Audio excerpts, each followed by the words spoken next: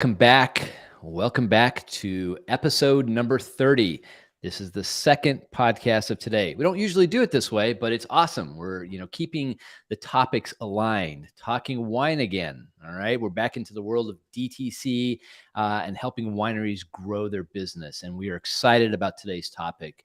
Sadly, as I said last time around, it's still too early to have a glass of wine, but I'm sure this podcast will be just as good without it. So we are live on LinkedIn, Facebook, YouTube, and Twitter.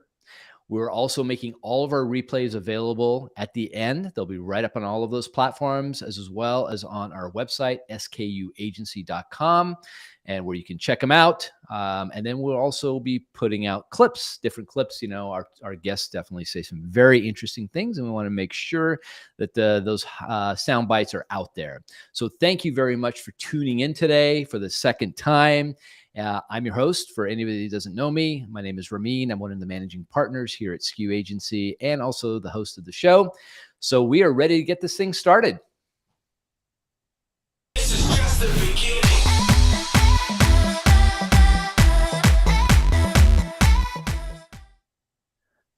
I do that music. It just gets me kind of fired up.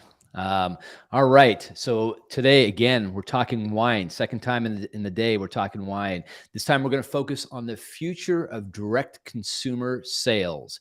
And who better to speak on this topic than Zach Kamphuis? Zach is the VP of Business Development at Commerce7, the fastest growing commerce platform designed to give wineries the edge when it comes to direct consumer sales. So without any further ado, please welcome Zach to the Commerce Revolution podcast. Zach, thank you very much for being here today. Awesome. Thank you, Ramin, and thanks for having me here today. Absolutely. I got to say, I've been wanting Zach on this show, I think since November, maybe November. And I reached out many times. Zach has got a lot on his plate. He does many things over at Commerce7, but I am grateful. And I think it was at the wine symposium in January where I just said, please, I think I might have even begged. I might have come to the begging part and said, please come on our show. We really want to talk about this topic because I think it's very important to see where things are going in the winery world. And, you have a wealth of knowledge and you guys have a lot of wineries on board. So you can see a lot of this data and also be able to look, into the future a little bit. So before we get started on the main topic at hand, just tell us a little bit about your business journey and, ultimately what led you and how, what led you to Commerce7. Tell us a little backstory on Commerce7 for anybody who doesn't know about Commerce7. Yeah, definitely. So Commerce7, we're a winery direct-to-consumer sales platform, right? So our winery clients, they use our platform to sell through all their major direct-to-consumer sales channels. So we have a POS they use to sell in the tasting room. We have e-commerce tools they use to sell on their websites. We have wine club and subscription management tools, reservation system, a CRM. So that's kind of what Commerce7 is in a nutshell. In terms of how this all got started, so my dad, Andrew Kamphuis, this is actually his third time building a platform like this. Right? So he was the lead developer over at eWinery, now VinSuite. He built the Vin65 platform, which is now WineDirect. And so this is kind of the third go. So him and Jason Andres, who's our DevOps manager, kind of founded the company about 5 years ago. I got the opportunity to come on as the third employee, which I was really excited about. I love that. And it's been a really fun ride ever since. Yeah, you guys are growing really fast. I mean, I think you and I spoke for the first time, if I'm going back, it was pre-pandemic, maybe 2018, 19.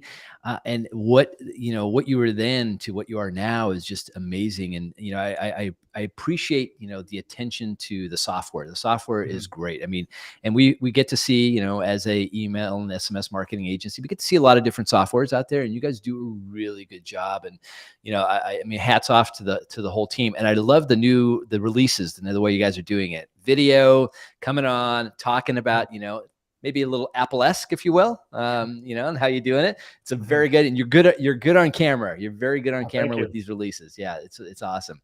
So if anybody's not on Commerce 7, definitely go check it out. I'm sure you've heard of Commerce 7, but go check it out and reach out to them. So before we dive in again to this great topic of what the future looks like with direct consumer and for wineries, let's talk about, there was an article that came out in the New York Times, and some of it was based off of a report, the 2023 Wine Industry Trends Report put out by Silicon Valley Bank. But the gist of the article, and the title was catchy, if you will.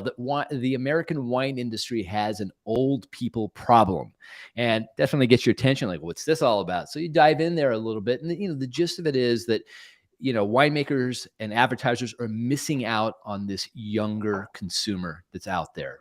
And failing to produce wines that fit their budgets. But really, when it came down to it, they really honed in on the fact that a lot of it was the marketing side of it. What's your take on this article? I'm sure you've had a chance to read it, to maybe or at least gloss over it or heard of it. What's your take on their? Is there a problem? Is there an old people problem out there, so to speak? Yeah, no, it's definitely an interesting article, and it seems like a lot of the article is based off the Silicon Valley Bank Yeah. annual report, which is an awesome report. Mm-hmm. Really enjoyed taking a look at that.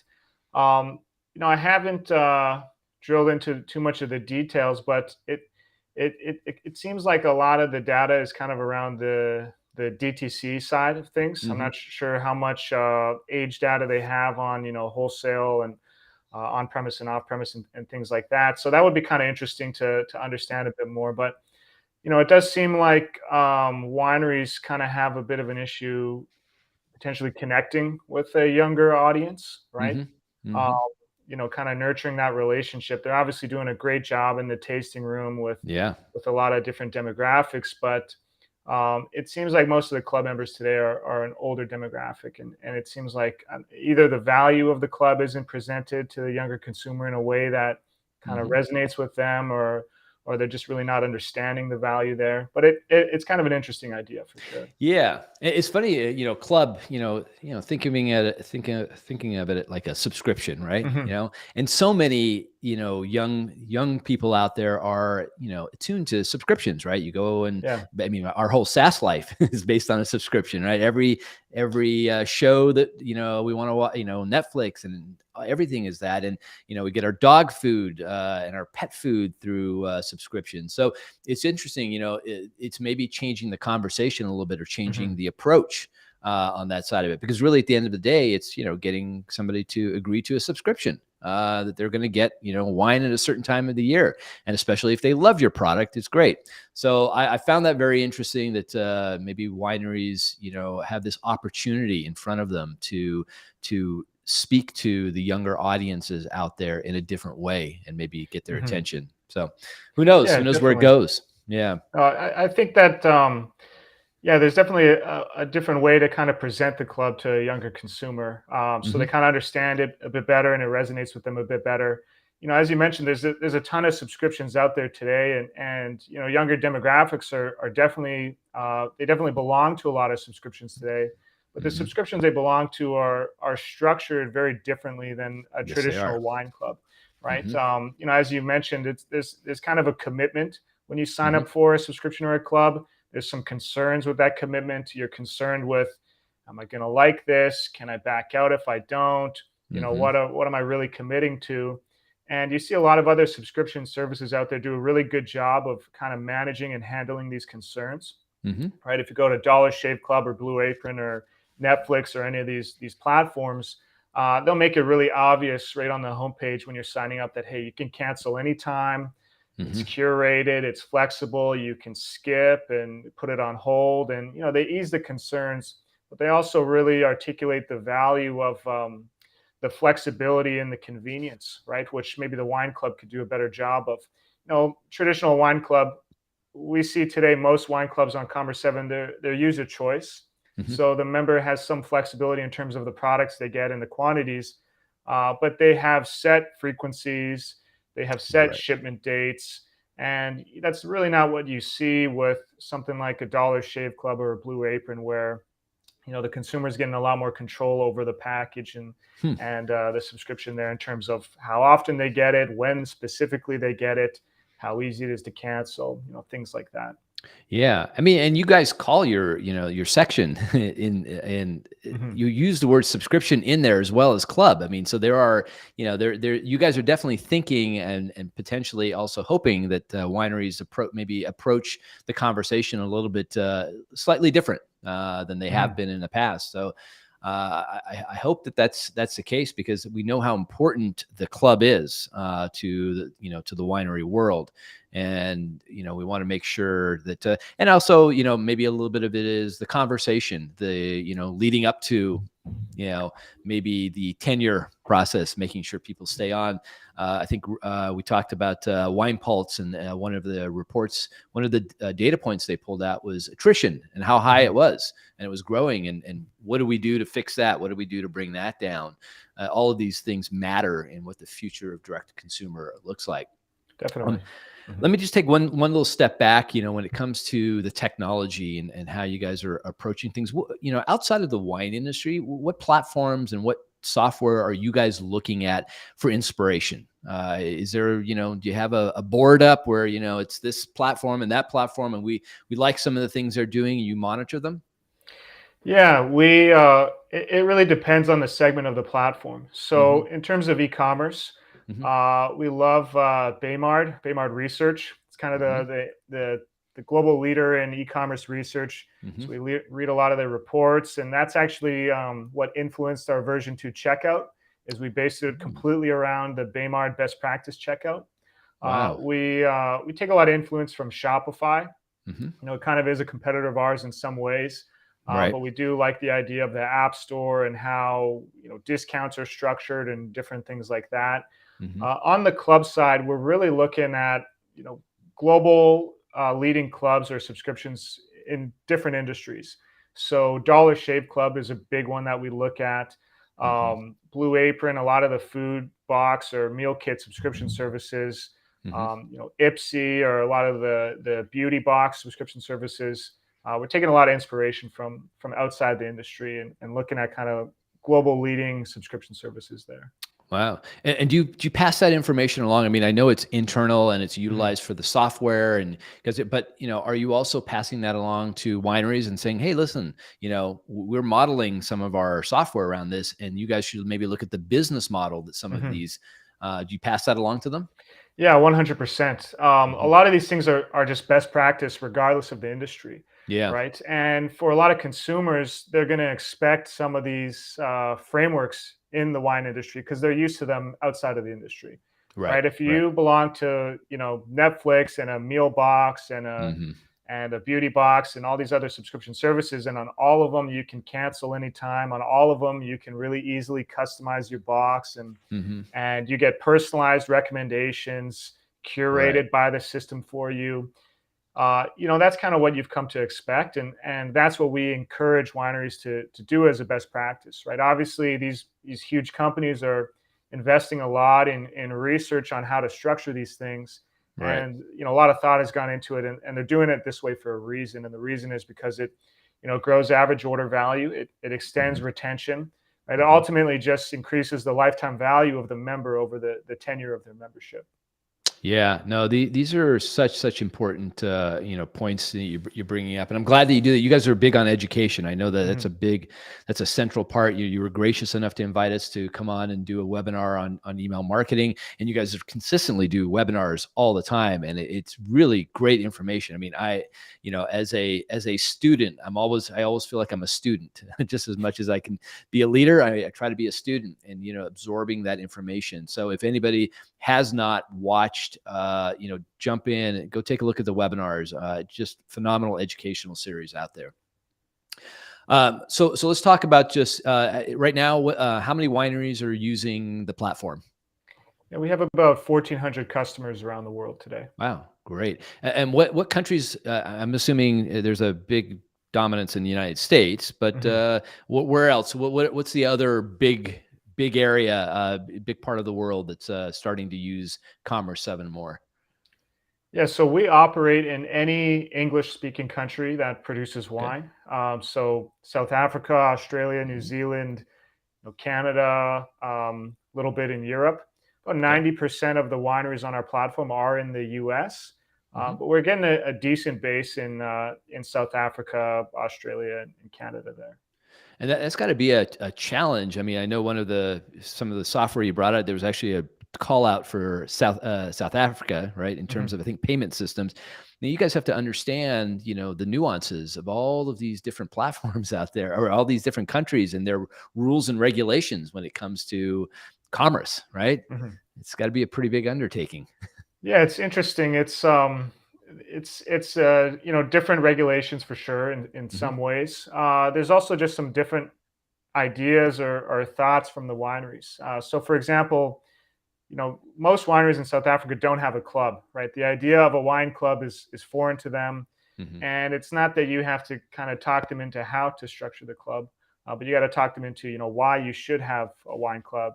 And people actually want to sign up for this, and there's value here. And in some countries in Europe, the conversation is that why you should sell direct to consumer, right? A lot of the wineries are concerned with upsetting their trade partners, and it's kind of always been this way, and we're going to continue doing it this way. And so it's different, tech and regulations and things like that. But it's also a lot of different kind of thought processes and ideas that you have to work with as well. It's a complicated business, the wine business, especially I feel in the United States. I mean, we know that there are lots of compliance rules and regulations that you have to monitor and be aware of.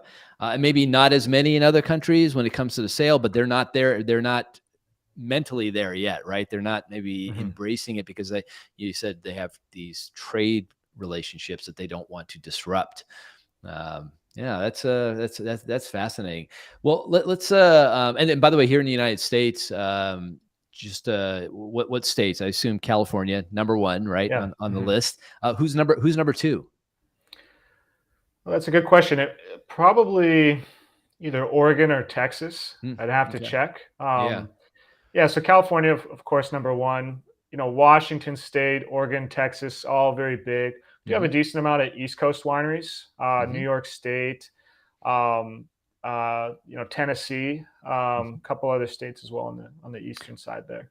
Yeah, we asked Remy this question from Wine Pulse about is there a winery in every state, and he says he doesn't think it's in every state, but it's close. It's close. Yeah, yeah, that's it's growing fast, and I'd read I think Alaska was on the list, which I'm like, wow, how does that work? how do you do that? How does that all work? All right, well, very nice. Well, let's dive into some data a little bit. So based on data you're seeing in Commerce 7. What areas of the DTC are you seeing growth in right now? Yeah, if we're talking year over year, definitely point of sale, definitely the club. Okay. E-commerce was down a little bit this year relative to 2021, but 2021 was a phenomenal year for all the channels. Right. If we're talking over the last couple of years, e-commerce is definitely the dominant channel that saw a lot of growth over the last couple of years. Obviously, saw a lot of growth in 2020 with the pandemic. But what we saw is we actually saw continued growth in 2021, and we saw a slight pullback in 2022. But e-commerce is still up significantly as a channel from where it was in 2019. So that's where we've seen a lot of growth over the last couple of years. But in terms of year over year, what really drove the growth last year was the club and the tasting room. And are you seeing, I don't know if you can see this type of data, what's happening at the tasting room level? Are people, are they getting email addresses? Are they, are they being salespeople as well as being, gracious hosts and, servicing hospitality? Do you see a lot of that type of data, or do you have opinions and thoughts on how tasting rooms should operate? Yeah, definitely. So the data capture is extremely important. We look at the data every year, and every year it's the same story in terms of the wineries who do a better job of capturing emails in the tasting room, they sell more online, right? There's a huge correlation between email capture rate and online sales rate. So that's definitely an important piece there. We are seeing this year more than last for sure, and a higher average email capture rate, which is really exciting. This is something that we kind of beat on constantly, and always kind of promote as a really key way to grow your DTC sales is to get the email in the tasting room. So it was exciting to see this year, or in 2022, we had the highest average email capture rate ever, which was awesome for the Wow. wineries there. That is awesome. That is really good to hear. I was talking to one of the wineries that we were talking to. They have because people are shy sometimes to ask for the For email sure. address, right? You're worried about this person, how they're going to react when I ask for it. And they have a script, and they literally train them on, repeat after me, that type of process. And I think that's great. So, these exercises are great because, listen, at the end of the day, I got to say that if I'm buying something, if I go to a winery and I buy something, and I'd like to hear back at least, it's my choice to remove myself from a list, right? If I don't want to be on that list, I can do that. But I think, especially if you are a winery that's focusing on sending not just sales information, you're sending informational content out to, recipes and, the how-tos and things like that. You should be proud to ask for an email address. They're going to enjoy getting your content. So that's a very encouraging sign to hear that that's really that practice is really being focused on the tasting room level. What can they do, in your opinion? What things can they do from an e-commerce standpoint to increase sales, to really focus, more on that side of the business? I know the wineries, it's a little bit of a struggle, right? Because they want people to come in to enjoy the experience, but then they have this other, channel. What's your thought and opinion on that? Yeah, I think the best way to grow your e-commerce sales is honestly to capture more emails in the tasting room, right? You're investing a lot in the experience that the consumer gets in the tasting room, right? The wineries invest a lot in the training, as you kind of mentioned. They Right. invest a lot in the decor, the landscaping, the property, all of that. And when you get the email, you're able to capitalize on that investment because you can remarket to and re-engage with the customer after they've gone home. And what you should be doing there is send them to the site to continue the relationship and get them to buy online. Right. Yeah. So that's kind of the number one way to grow the e-commerce sales. When they get on the site, it's all about making sure it's really easy and fast to make purchases on the site. Right. Most consumers, when they come to your website, they're already familiar with the brand. They're Right. there for a reason, and you need to make it as easy as possible for them to kind of execute on that reason. Right. So you Yeah. see some wineries, they have huge videos and lots of copy and content on the homepage, and we encourage people to kind of focus on making the sale on the site rather than telling the story. Telling the story is really important, but when somebody comes to the site, chances are they already know the story, they're already familiar with the brand. Yeah. Right. So, we encourage people to be really, really focused on making it about shopping, then making the transaction easy by implementing things like mobile wallets, um, you know, heavily discounted shipping or shipping included, and other things like that that are going to increase the cart conversion rate there. Yeah, that's good. Well, whatever you guys are saying, it must be working because we have seen a shift. And we've been watching for a long time now, and there's less of that big, huge picture on the homepage of the beautiful landscape, which is beautiful, and we want to show it off. But at the end of the day, I think as consumers, we want show me where to go, right? Give me the call to action button, and that was something we were not seeing so much of. Not a lot of call to action buttons, but now it's like boom, into the sale process. Oh, it's great. People are coming to the site not as the first step in their journey, but Yeah. typically as the second or third, right? Right. They've heard the story in the tasting room and through the email, and they've clicked through, and now they're there and they're there to shop, right? Yeah. They've already kind of heard the story and they're familiar with the brand and they already have the relationship there. Yeah. No, that's great. Well said on that. And we will continue. I am sure we will continue to see more of this transition to commerce focus. And you guys do a great job of making the infrastructure easy to work with and also fast.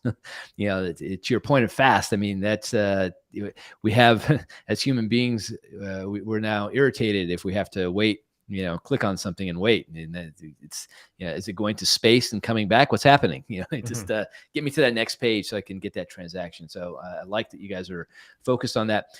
So when you guys, January before the direct consumer show in Concord, California, you guys released a number of new features. So of those features, which ones do you think will have the greatest impact on the direct consumer side of the business? And I know you can't just focus on that. You have to do other things too within the platform. Mm-hmm. Yeah, so we announced a number of features. Probably my favorite one, we made it so now a winery has the option of allowing a member signing up for the club Mm-hmm. to personalize the package before they actually complete the sign up. Mm-hmm. So typically what you see is a consumer will sign up for the club, and then when the first shipment comes, then if it's user choice, they can go in and make changes to the bottles and things like that. Mm-hmm. Now wineries have the option though of during the sign up process, if there's an active package, the club member can add, remove bottles, change bottle quantity within the restrictions the winery presets, Mm-hmm. all before the sign up process kind of takes place. Wow. So I think that's pretty exciting there. That's huge. Yeah, that's a great addition. I love that. How many releases you guys? How many releases do you guys do per year? Is it you do a big unveiling in January usually? That's your big one. Yeah, typically. So Yeah. we'll do Commerce 7 Live annually. That'll be the big unveiling of some of the larger features. Mm-hmm. But we release features, weekly. Right. I think last year we released about 180 features or Wow. updates. So we practice continuous deployment or continuous development. Mm-hmm. So we're pushing code every day to production, incrementally, lots of small little changes. So it's not like there's a weekly update or monthly update or something like that. Mm-hmm. We kind of we put right in the dashboard the latest updates, but we're doing updates definitely on a weekly basis. And what I love is you told me that the entire team's remote. I It mean, is, yeah. Everybody's remote here amazing. at Commerce 7. That's a beautiful thing. I mean, we are too, and I think it's a great model. I mean, Mm-hmm. definitely in the software side of things and certain services, it can work very well. But there's certain industries that still like, they like the doors, they like the walls and things like that. But as long as your team, is collaborating regularly, I think that's an amazing, that you guys can continue to build such a great organization, and then remain remote and give people that the liberties that they would like, to Mm-hmm. work the way they want to work.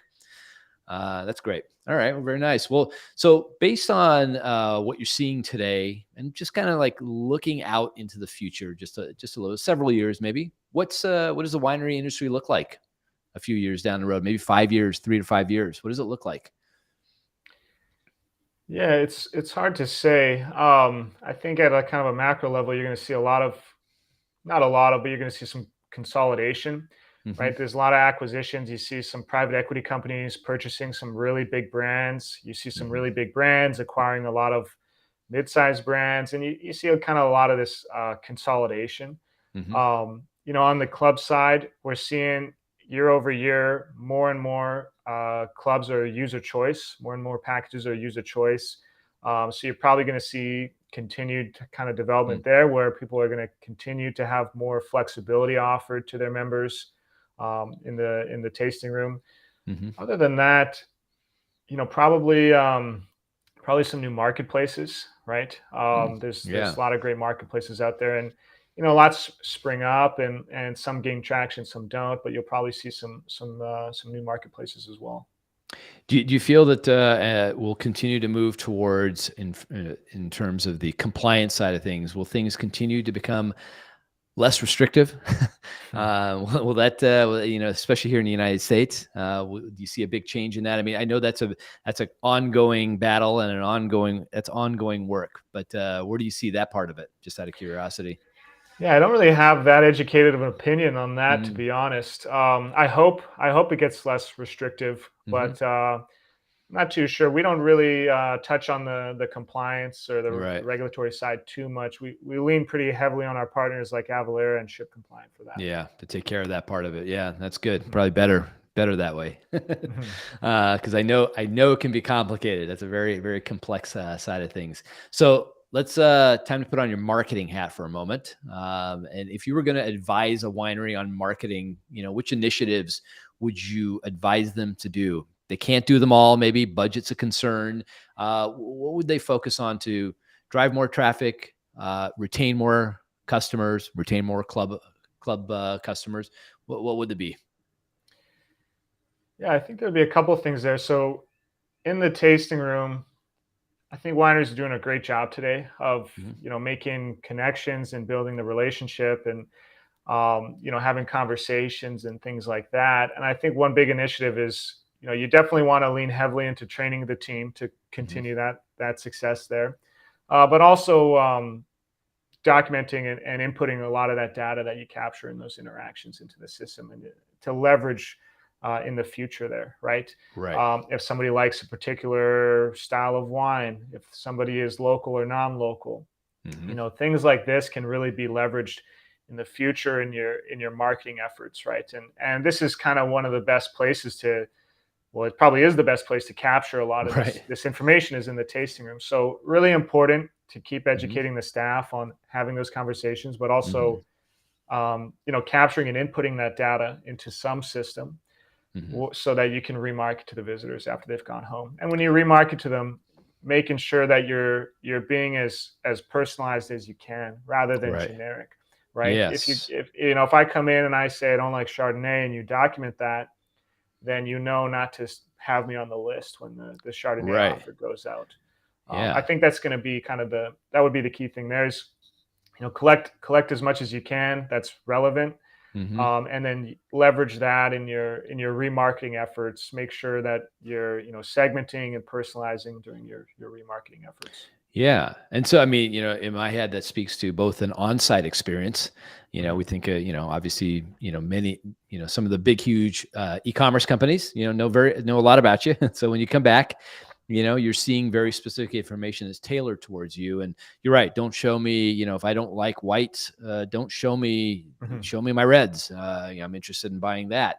And then it also speaks to, I think email marketing and eventually SMS marketing, those two components that those two have obviously a big opportunity to personalize the experience and segmentation. I mean, you really, at the end of the day, it's funny. We talk a lot about, don't blast that list. Don't Mhm. blast the whole list. Really, you know, bring in your segments, focus on your segments, because you're going to have a much higher open rate. You're going to have a much higher click-through rate. These are all going to work better if you're speaking, even if it's 10 people in that segment. It's the 10 most qualified people to purchase that particular wine, and you're going to see much better levels. Anything else on the marketing side that comes to mind that you were just hoping that wineries would do? Yeah, I think the last thing would be to consider club members in different locations, right? So when you're Okay. talking about the club Mm, today and how the club's marketed, a lot of the great benefits are all localized: free hmm tastings, events, pickup parties, things like that. Those are all really great. Continue to do those, but you're going to have a lot of prospects that are not going to really find value in those benefits because they're non-local, right? They live in a different city or a different state, and so kind of thinking through what kind of value you could offer them, right. how you could present them that value. We kind of lean heavily into the value for them is the convenience of the club. If you give them the flexibility to change the Right. products and the quantities and the shipment dates and the hmm frequencies and all of that, if you make it all about the convenience, then if these members are kind of good targets to pitch that convenience to, obviously market that to them, right? If I live in a hmm different state and you send me an email and you say sign up for the club, you get a free tasting and you get to come to this great event, twice a month or something yeah. like that. Well, I don't really care because I'm Right. probably not going to ever go there that often. Right. But if you pitch it all around the convenience for me, hey, free shipping, hmm pick whatever you want, skip anytime, cancel anytime, get this great discount, access to these rare wines, things like that. Yeah. That's obviously going to be a lot more impactful. And we're seeing today a lot of members are actually signing up online. About hmm 20% of Wow. members for Commerce 7 wineries sign up online. Hmm. So it's important to consider these people and to market appropriately to these people. Wow, well said. That's a wealth of knowledge. I love that. Okay, let's maybe we'll just jump back real quickly to the technology side of things, because you guys are Mhm. putting a big emphasis on your app store. What types of apps are you seeing? Wineries starting to download more and more of. I think the average Commerce 7 winery has about 5 to 6 apps. Okay. So we're, as a business, hyper focused on the transaction, right? The hmm customer's shopping experience. We think the shopping experience is the number one reason why a consumer is going to choose their brand, and so we're hyper focused on making that shopping experience, the transaction, fast, easy, personalized. Okay. Obviously, wineries are going to have a lot of other needs, right? Mm-hmm. Marketing, reporting, fulfillment, accounting, things like that. And so for us, the idea here is rather than, be jack of all trades, master of none, Mm-hmm. we're going to be the best at the shopping experience. And then we're going to make it really easy for wineries to work with the other systems that they want to use for marketing and reporting and things like that. So Yeah. most people today, they're using a fulfillment app. If they're Mm-hmm. fulfilling in-house, we've Okay. got apps for that. If they're using a carrier or a fulfillment house, we're integrated with all the major fulfillment houses. So typically everyone has one fulfillment app. Typically everyone has a marketing app, right? Klaviyo, MailChimp, Mm-hmm. something like that. And then you're seeing some people have different accounting integrations, like we're integrated with QuickBooks Online, Desktop, Xero. People will be integrated with different reporting solutions, like WinePulse is a good example there. So yeah, marketing, reporting, fulfillment, those are kind of the three big categories I'd say for the apps. Yeah, I really love that you guys are, focusing on your app store, continuing to, foster it and grow it. I think back to, 2000, maybe 14, when I was first introduced to Shopify. I had been on many other platforms, and I saw their app store, and it was always very intriguing to me that, handing, a platform can only do so much, right? Mm-hmm. It can only be so many things and it literally handing the baton off to certified developers who can build and extend the capabilities of the platform is a really genius move. And I really like that you guys are doing it. We watch it all the time, and we're always thinking too on our end, like, what app could we, build that would, help wineries sell more product, track more, information. Obviously we love the world of email marketing, and, how does it play into that? So we got our eyes open. We'll come to you. We'll come to you and bounce some ideas, and what are they looking for, and what, how can we help? Because I think it's something that, and I like that you telling me that many wineries, that many apps. That's a lot of apps that they're downloading. So they're embracing it. I can definitely looks like it. We actually put out some apps ourselves. So some of them may be our own apps. Yeah. The idea there is we don't want to have the system cluttered with, Sure. if there's a tool we have and we offer, but you're not going to use it, then we'll just get it out of your way so the UI stays nice and clean. So some of those apps are our own apps, but I know the most popular app I think is the MailChimp app.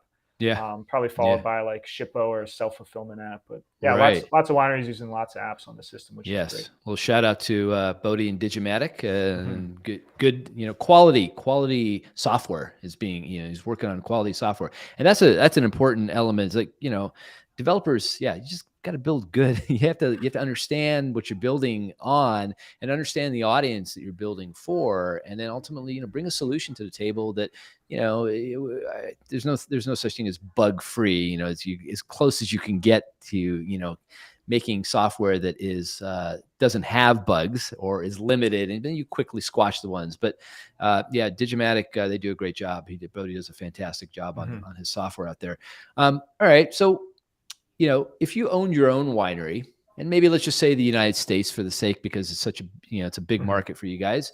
What would you how would you approach things to capitalize on the direct consumer market? What would you do for Zach's winery? Yeah, no, that's a good question. Maybe you want to have a winery. I don't know. Maybe one day. Okay. All right. But heavy emphasis on the data capture in the tasting room.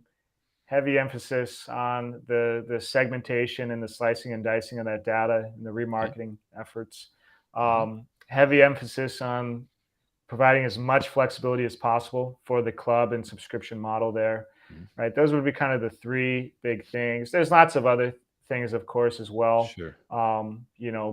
Build the cost of shipping into the price of the products, offer shipping included, other things that just kind of help increase cart conversion. But, really the data capture, the segmentation for the remarketing, and the club being as flexible as possible. That's what we see drive the most revenue of what our clients do. And so that's definitely what I'd have an emphasis on.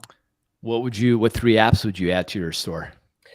Definitely one of the Digimatic options, either MailChimp or Klaviyo. That is a good one for sure. And then if we're talking about just sales apps, Hmm. I'd say the Red Chirp text message marketing app is really Hmm. great.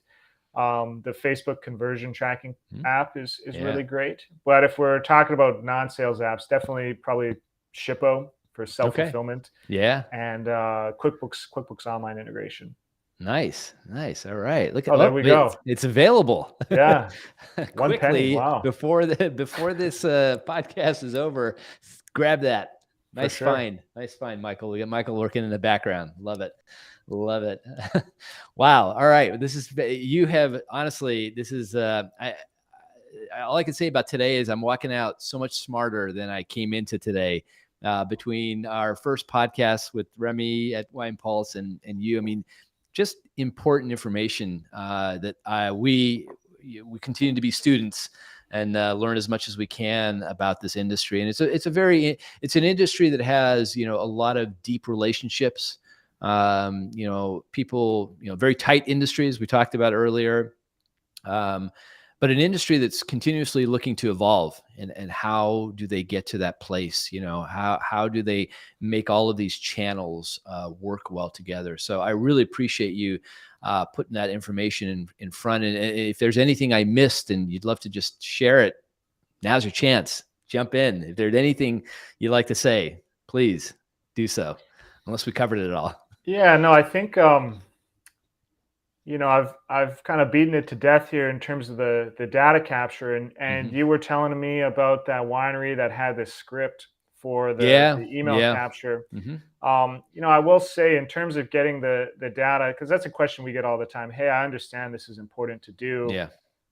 How do I do this, or Right. how do I go about doing this? And so we talk to the wineries on our system that do a great job of this. Hmm. We ask them what they're doing and how they're getting such a high capture rate. And the common threads there are the wineries that do a great job at this. They take the time to explain to the team why we're doing Why? this, why Yes. this is important, Hmm. right? And then they arm them with meaningful invitations to give to the Mm. clients. And Yeah. if I come in and I come into your winery and you say, hey, you want to get 10% off? Give me your email, join the list. You're just going to get a bunch of junk emails that don't have a Right. lot of value to them. And Right. so if you're having those conversations and building those relationships, you can use the information you kind of find out about the guest, what they like, what they don't like, where they Hmm. live, to offer more meaningful invitation to join the mailing list. Hey, sounds like you're headed back home to Right. different state.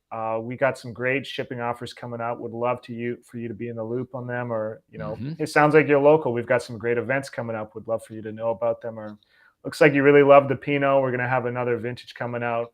It's going to be limited release. It's going to sell out quick. Would love for you to Hmm. be the first to know about it. Can I get your email so you can be in the loop? Yeah. That's what we kind of see as being successful in terms of the data capture. That's great. Yeah, giving them the reason, the why behind all of this, Mhm. yeah, you're right. It is a conversation at the end of the day. I mean, that's a retail experience, right? The tasting room. You're standing in front of somebody who you're meeting for the first time, Mhm. but doesn't mean you can't have a good conversation with them. And you're right. Here's 10% off. Okay, all right, maybe, I don't know, but are they truly into it? Are they truly into being a part of your brand, as opposed to, these are all the things, like you said, these are all the things that we have, and Yeah. tailored. You see them drinking Pinot. Why not talk to them about, and you happen to Mhm. know the next vintage is coming out. Let's get that in front of them. Yeah, and you Phenomenal. mentioned the metrics of segmenting, right? Obviously, Yeah. the open rates are better, and click through Hmm. rates and unsubscribes are lower. Hmm. That all improves when you offer the meaningful invitation and you have the context and you Sure. use that context to segment. So it's kind of twofold there. Getting the context helps you give that meaningful invitation, then it Hmm. also helps you segment later. Yeah. No. Beautifully said. Beautifully said. Well, you could jumping into some rapid fire questions Sure, yeah, as we let's wrap do it. this up. We've been talking about some heavy DTC stuff, and now let's get into just some fun stuff. Mhm. All right. So, what gets you excited to wake up and tackle each day? What's your motivation? Yeah, I like to see the growth of the company and the growth of the clients. Hmm. Some clients have been on the system for 5 years or 4 years, Wow. and we can see a tangible difference. And They're real people, right? We have conversations, and I know their spouse's name and the kids' Right. names, and you can kind of see this. Some of these businesses go from a part-time, I'm nervous about starting this kind of business, to Hmm. something that's growing into having employees and a big club. And that's really exciting Hmm. to see. And it's also exciting to see it with our own business. Yeah. As we grow, people get promoted into different positions and the company grow and Mm. expand. And it's really exciting to see all the growth of the clients as well as the company here. That's great. That's great. And on the personal side, just watching you guys interact at the show back in January, it's that you very approachable, very friendly, and everybody knows everybody, and you see the same Hmm. people probably at every year at the show, For sure. and how can you not help but ask about how's your family, Yeah. know who they are, just Hmm. people. All right. So, what's your drink of choice in the morning to get you going? Drink a choice in the morning, or just in general. Let's start with the morning. Let's start Okay. with the morning. Yeah, just black coffee. Okay. All right, Yeah. boy. The ding, ding, ding. That's like a 95% after this is the 30th podcast. Nobody drinks. Very few people are pouring something in their coffee. Very Oh, few I people. pour MCT oil into my Oh, coffee. okay. Now we're Yeah. talking. All right. All right. Now, since we're talking wineries, what's your wine of choice? And you don't have to give out a brand because I know there's 1,400 brands that are part of your world. But is there any type of just give me your go-to wine that you love? Yeah, probably like a bold red. Mm-hmm. I'm up in Vancouver, Canada, so by Mm-hmm. the Okanagan. So I belong to the Phantom Creek Wine Club. Oh, okay. Yeah, really cool winery, fairly new, but they got an amazing tasting room out there. So I love going up there. Really like the Naramata wines in BC as well. There's some really Nice. great wineries out there. Do they treat you like royalty when you walk in? Just curious. I don't want to say that I work for Commerce Seven Okay. sometimes, because I don't want, yeah, I don't want to hassle them or anything. Yeah, no, that's cool. I thought maybe they see you coming and the red carpet comes out and it's a different the back room, sir. Please, this is where we have the Yeah, special tasting. yeah, maybe That's one day. awesome. Yeah, that's Mhm. very cool. So, if you could do one job besides the one you're doing today, what would it be? If I could do one job besides what I'm doing, I like working in software. I Hmm? think it's a lot of fun. Mm-hmm. Like working in sales, probably Hmm. like account executive at a different software company, like Okay. small companies. So Yeah. yeah, ideally a startup. Nice. Nice. All right. That's very good. All right. So, on the topic of software, what's your go-to SaaS software or app? The one you can't live without. You gotta check it in the morning. Got to check it halfway through the day and into Mhm. the evening. Yeah, HubSpot. That's our Ah, CRM. Everybody okay. here lives and dies by HubSpot. We Wow. use it I like it for support. We use it for sales. We use it for marketing. Everything lives in there. So that's open all day, every day for sure. all day. Very nice. Good. Good. Good. Good piece of software too. Hmm. So, if you could give yourself one talent that you currently do not have, what would it be? I can give myself one talent. Hmm. Probably something product development related. Mm, okay. Yeah, it'd be interesting to be able to kind of understand that side of the business, or that side of SaaS a bit better. Nice, nice. Yeah, that's good. That's good. I'll say design because I'm a Mm. probably frustrated designer. That's why Canva is so nice for me. I can make Hmm. anything look good in Canva. Very nice. Okay. All right. Well, all right. Tell me this to kind of wrap this all up. What's your favorite online store and why? This is such a lame answer, but Amazon, right? Because of It's the selection and the yes, speed, the yes. convenience. Outside of Amazon, I like bulletproof coffee. Yeah. Okay. Yeah, that's where I Yeah. get my like MCTO. Nice. Pretty good site there. But yeah, definitely Amazon, which is kind of a boring answer. No, but it's funny. I think a lot of people are, fearful of saying Amazon because like, Mm. I love that you said it because I'm all on board. The fact that I can within seconds order something on my phone. I mean, it doesn't, talk about a user experience, right? I mean, amazing user experience. They get you Hmm. from the front door to checkout so quickly. And I think just as a e-commerce being in this industry, I'm always watching like how does that user experience work on every single site. So I'm with you 100%. I saw Michael in the background cheering when you said that too. So I think we're all with you on that, and we're not embarrassed to say it either. So good. We'll stand at a trio of 3 here that are into it. Well, this has been great, Zach. Again, appreciate you taking the time. I know you've got many things going on over at Commerce 7, but maybe just giving some insight here on the DTC consumer, the commerce side of things for wineries is so important. But if you could just take a minute and tell everybody, for those who don't know about Commerce 7, where they can find information about Commerce 7. We have a QR code also up on the screen that people can scan and take you right to your page. But maybe just tell them, give them a second. Yeah, definitely. So commerce7.com, of course, right? You can, if you're interested in taking a look at the system, you can book a demo there. Happy to walk you through it. If you're not interested in taking a look at the system, we've got a lot of great educational stuff coming out. We've got our annual data book, 2022 data book coming out probably next week. It's finished. Oh, wow. We're just working on the landing page. Awesome. And so that's going to have lots of great insights in terms of how our client base, our aggregate customer base is using the system, what's working, what's not working. So subscribe to the newsletter. We'll send that out to you. Lots of great insights in there, regardless of what system you're using. It's platform agnostic. So check that out when it comes out next week. I can't wait for that. I do love these data books. I'm a fan, all of them. I love anything that I can get my hands on. And just by the way, as a little side note to everybody, in our intake notes, Zach mentioned that not so long ago he was terrified of public speaking. And I got to say, I don't know what you're like a natural up there on the camera. You're calm. I watch your presentations. You're cool. You're cool up on screen. So you did something. I don't know. Did you take classes? Did you study, practice?